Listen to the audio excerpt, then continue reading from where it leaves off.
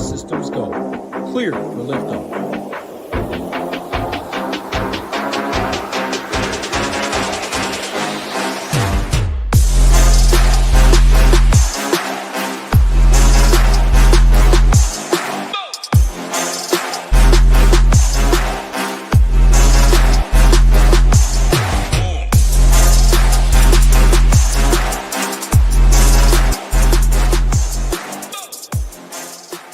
We are live. Sorry for the late night stream. Sometimes your job gets in the way, but we are live. Round 4, PGA Tour Showdown Rocket Classic. I hope you guys enjoyed round 3. We saw our guy, Michael Brennan, get to almost, he was at the top for a little bit, and then he kind of felt back. Who's in the lead? Davis Riley. Davis Riley's in the lead. We saw Rasmus Højgaard, Davis Riley, Michael Brennan shoot the rounds of the day. We're going to go through each round and see who did what. Rasmus Højgaard, as the screen is pulled up. Rasmus Højgaard in round 3, there was some different things. We saw Rasmus go all green, but at the end of the day, it was a lot of approach that got to the top. And we looked for driving accuracy and approach. At the end of the day, it was the approach that got to the top. So you see Rasmus approach, we see Davis Riley approach and putting, and then when we go, Michael Brennan. Thankfully, Michael Brennan got to the top because we see Michael Brennan in our DFS pool, in our outright betting pool, number 2 on approach in round 3.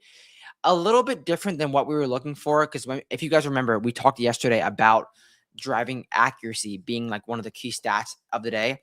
It didn't necessarily pan out the most as we thought it was going to pan out, but it still led. If you were hitting fairways, you had opportunities. So in round 4, I'm still looking for I'm not going to change the entire ethos of what we were looking for based on 18 holes, because I mean, you guys know we're not going to be right every single day. Some days we're going to be good. Some days we're going to be bad. Not that we had a bad day in round 3, but we had not the greatest day of like statistical analysis in round 3. So looking at the wave split after 3 rounds, or after round 3, we saw a little bit of a PM AM split, not much. If you guys remember the show yesterday, we talked about, we didn't think that it was going to be too much of a split, but we thought the PM wave was going to come through because of the rain. The rain softened it up just enough to make the PM wave / better golfers have a little bit of a lower split. So that's what we kind of saw in round 3. Looking at the weather for tomorrow in Detroit, let me just update my screen 1 second.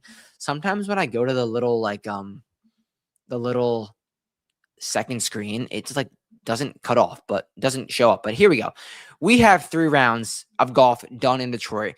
We see lightning at 7 a.m., 8 a.m., and then clear skies in the PM. I want to look at tee times right quick. I have not looked at them yet. Because, hashtag job. But tee times in round 4, we got guys going out. Round 4, yeah, let's see. I want to see the earliest tee time in round 4 right now. So that's 10:30. So they are going off split tees off of 3s. One of my favorite things about showdown shows is doing like little research before the shows, because I like a genuine, authentic reaction, authentic. Here's what I'm seeing. Here's what I'm looking for. Because sometimes, like if I look at it at 9:30 p.m. or whenever the tee times are out, I'm like, okay, I'm gonna fabricate this.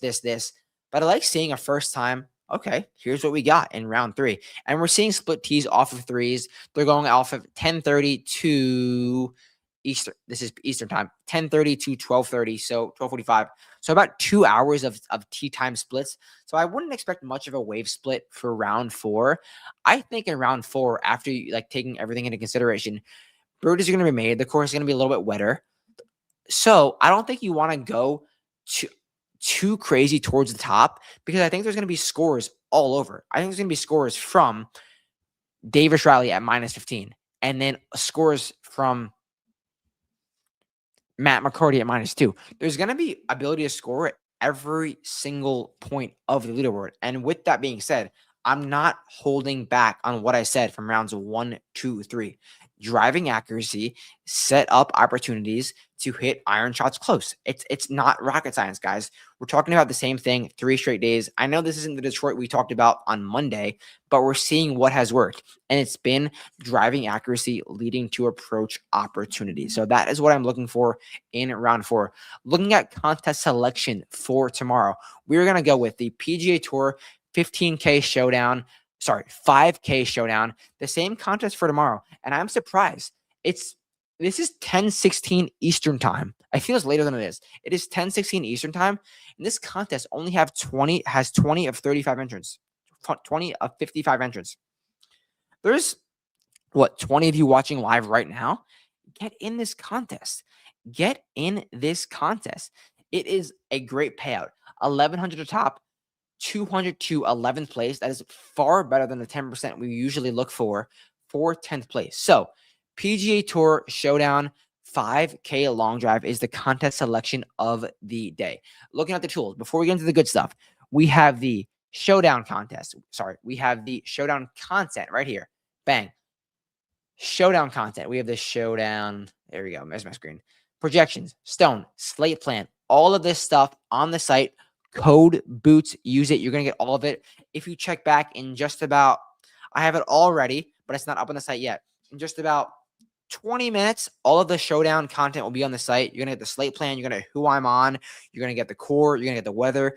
You're going to get the projections. You're going to get the stone.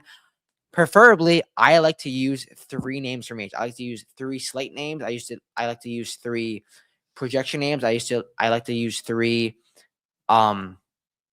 projection, stone, slate plan names and put them into the optimizer and then dial in from there. So build it, use the optimizer. Code Boots gets you full access. If you just want the golf, you're going to go right here. You're going to go right here. Top left of the site. Code Boots gets you 10% off. Join that nation. If you just want the golf, PGA Tour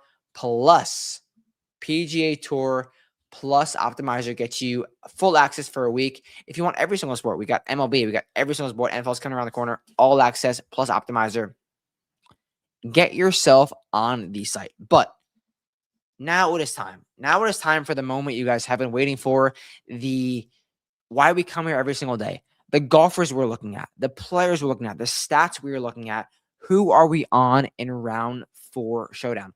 Like I said, I am open from Davis Riley all the way down to these -2 guys. There is no golfer that I'm not on because as you guys have seen, a 9 under round, a 10 under round is in the cards.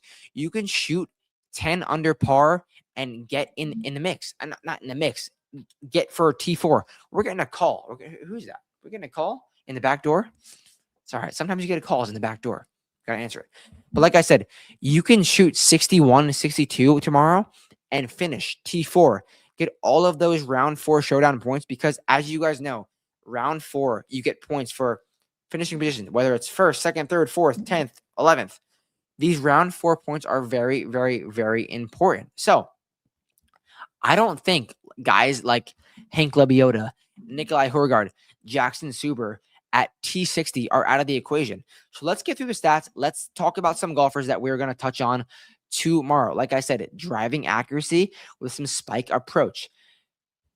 Jackson Suber right here. He is through. Is this? I mean to make sure there's a cumulative stats. Right here. Cumulative on. So Suber through 3 rounds is minus 0.2 on approach, plus almost a stroke on approach, and he's about even in the short game. He's 4 under, T60. This profile right here has so much room to pop. Why can't he shoot 6 under in round 4 and post 10 under on the tournament and finish T9? There's absolutely no reason that can happen. So we're looking for driving accuracy paired with some pop approach. We're through 3 rounds. I don't want -1. I don't mind minus 1.25. I don't want minus 1.86 or 0.86 on approach. I'm looking for some pop with the ability to do some more.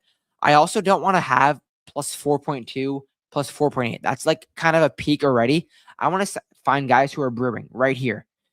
I don't care about around the green. Plus 1.1 around the green. Sorry, plus 1.1 off the tee. plus 1.5 on approach, gaining strokes on the putting surface. Who's this? Kevin Roy. Kevin Roy is a 1-round guy. He can easily pop in round 4. Easily pop. This profile is a little concerning. See, my favorite thing is looking at profiles without looking at names. Because remember last week I talked about that random golfer, Muzzy Donahue. I was like, oh, I love his profile, but his name is scaring me. I'm gonna get off because his name was scaring me. But like, I don't want to get into the names because the names are the names. The numbers matter more than the names. So right here, this guy, he's gaining 6 strokes on the putting greens. He's not going to gain more on the putting greens. He's just simply not. That is Joe Highsmith, Joe Buckets. I'm not chasing it. I'm going to go for a guy like this, getting 2 off the tee, getting 2 on approach, and a casual 3 on the putting greens. He could have another 1+1 putting round and have a +4 strokes gained day. That is Davis Thompson. We know he could pop for a round. I absolutely love that. Who else? +2 off the tee, +1.5 approach, -4 around the green, +5 on the greens. As long as this golfer is not a generationally bad chipper, I'm down. That is Jordan Smith. He's a fine chipper. I'm fine for Jordan Smith because he had a few bad holes. That is just a few bad holes that derailed his tournament thus far. And then we got right here, +3.4 off the tee, +0.6 on approach. He's gaining in every category with plenty of room to gain in any category, especially approach. The approach is what we're looking for the pop, and he has the gain right there with room to grow. That is Matt Wallace. So that's the profiles I'm looking for. Those are the golfers I am looking for. But before we get out of here, I need to talk about the one golfer I am on. The one golfer I am playing in matchups, showdown, sleeper. No matter what, we are playing this golfer. And that is, we're going to get a drum roll. Because we talk about this guy a lot. We talk about him every now and then. He goes by the name of Chris Kirk. I'm pulling him up right now. He is currently in a tie for 3rd. He's in the mix. He has plenty of opportunities to chase birdies, to backdoor win. He's played well here before. Look at this profile from Chris Kirk. He's gaining 3 off the tee. He's gaining 4 on approach. Chris Kirk is losing a full stroke on the greens. We know Chris Kirk is a great putter. We know he can gain strokes on the greens. He's put well here before. Why can't he find one solid putting round in round 4? There's no reason for that. So Chris Kirk is the one golfer that I am on. And as always, like every day, the song of the day. We have it dialed every single day. The song of the day, check it out. You like it or you don't like it. We're going to go with Chasing Shadows by 0936. Let me know if you like it. Let me know if you don't like it. And as always, let's ship it. I will catch you guys on Monday afternoon, maybe Tuesday, for the first look. Wyndham Championship next week. I'll catch you guys then. As always, let's ship it. Peace out. Catch you guys soon.